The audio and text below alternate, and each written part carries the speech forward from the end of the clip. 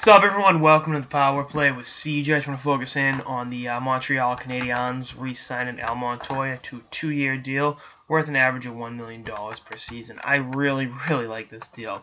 And I might say, CJ, why do you give a shit about the Habs re-signing Montoya? Don't you have more important things to talk about? Well, yeah, but first of all, I'm a Montoya guy.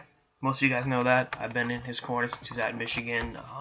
Again, didn't live up to the high draft profile that the Rangers took him with, but a friend of mine that actually played at my high school, Donnie Grover, scored on him back in when Donnie was at Northeastern. I know Donnie casually, call my friend, that's not fair. But again, that was pretty cool to see someone that played at Catholic Memorial score on such a high draft, high profile draft pick. But again, going a step further with this deal, it allows them to leave a goalie exposed to the expansion draft.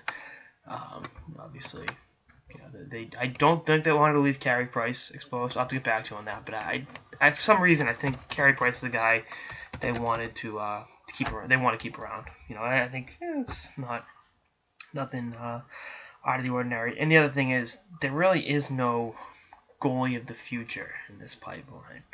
What do I mean by that? Zach Fucale has regressed mightily in year 2 of pro hockey, and I'm the first person to say that it's an up and down. It's there's no consistency with young goalies.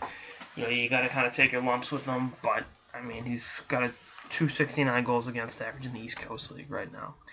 Not exactly lighting the world on fire. So any thought that he could eventually come up and be the Habs, but back up and go from there. Not happening. So, again, Montoya gives you that insurance option. And, if he does get claimed by Vegas, and if I was Vegas, that's a guy I'd be looking at. He's a pros pro, knows his role, use whatever adjectives you want to use, but he's a guy I'd want on my team in some capacity in terms of a goaltender. Is Montoya number one goalie? No. But he can help a team.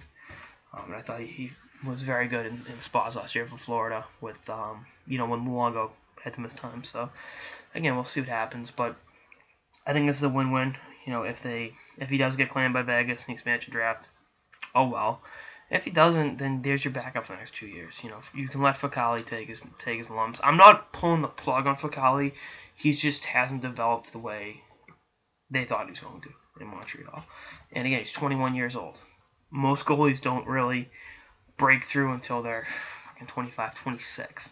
When you look at a lot of the goalies around the league, I mean, even Price to a certain degree, I mean, he was up early, but there was a lot of inconsistencies there. He lost his job to Yaroslav Halak once upon a time, too. People forget that. So, I mean, I'm just thinking of the elite goalies around the league. A lot of them were not up that young. And, had to take their lumps. And that could be the case with Fucale. But, either way, the Habs have their guy behind Carey Price. So, good move.